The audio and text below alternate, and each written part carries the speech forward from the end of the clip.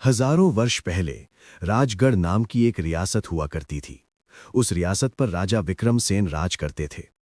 उनकी रानी का नाम रानी अर्पिता सेन था। राजा विक्रम सेन के वजीर विजयदास बहुत ही बुद्धिमान और न्यायप्रिय थे। राजा का महल बहुत विशाल और सुंदर था। एक दिन राज दरबार लगा हुआ था, तभी दरबार में एक फरियादी आया जिसका नाम सुशील था। सुशील ने राजा को अपनी शिकायत बताते हुए कहा, महाराज, मेरे घर के पास एक चोर रहता है जिसका नाम गंगू है। कल रात उसने मेरे घर से मेरी बकरी चुरा ली और पकड़कर खा गया। राजा विक्रम सेन ने तुरंत अपने सिपाहियों को आदेश दिया कि गंगू को पकड़कर दरबार में पेश किया जाए। कुछ ही देर में सिपाही गंगू को पकड़कर ले आए। वजीर विजयदास ने गंगू से कहा, तुम पर आरोप है कि तुमने सुशील की बकरी चुराकर खा ली। सच बताओ। गंगू बोला, ये झूठ बोल रहा है, मैं मांस का सेवन नहीं करता, फिर मैं बकरी क्यों चुराऊंगा।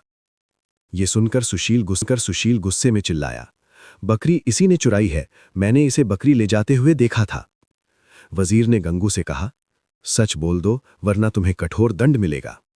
गंगू ने शांत स्वर में कहा, क्या इसके पास कोई और सबूत है? क्या किसी और ने मुझे बकरी ले जाते हुए देखा है? ये सुनकर सुशील उदास हो गया और बोला, मेरे पास कोई और सबूत नहीं है। तभी वजीर विजयदास को एक तरकीब सूझी। उन्होंने दोनों से कहा, आज तुम दोनों महल में ही भोजन करोगे, तुम्हें राजभोज का अवसर मिलेगा। राजा विक्रम सेन ने हैरान होकर पूछा, वजीर, इस मामले का भोजन से क्या संबंध है? वजीर ने विनम्रता से कहा, महाराज, इसका उत्तर भोजन के दौरान ही मिल जाएगा। सुशील और गंगू दोनों भोजन के लिए बैठ गए। वजीर ने टेबल पर सभी प्रकार के भोजन रखवा दिए, जिसमें मसालेदार मुर्गा और अन्य मांसाहारी व्यंजन भी थे। दोनों खाना खाने लगे और वजीर चुपचाप उन पर नजर रखे हुए थे। गंगू इधर उधर देखने लगा। जब उसे लगा कि कोई उसे नहीं देख रहा, तो उसने चुपके से मुर्गे की सब्जी उठाकर खानी शुरू कर दी। तभी वजीर वहां आ गए और गंगू को मांस खाते हुए देख लिया। वजीर तुरंत गंगू और सुशील को राजा के सामने ले गए और बोले, महाराज, गंगू ने झूठ बोला था कि वो मांस नहीं खाता। इससे साबित होता है कि सुशील की बकरी इसी ने चुराई है।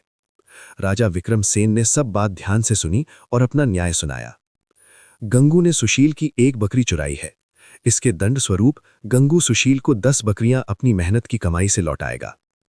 राजा का न्याय सुनकर दरबार के सभी सदस्य और प्रजा बहुत प्रसन्न हुए और राजा विक्रम सेन की प्रशंसा करने लगे।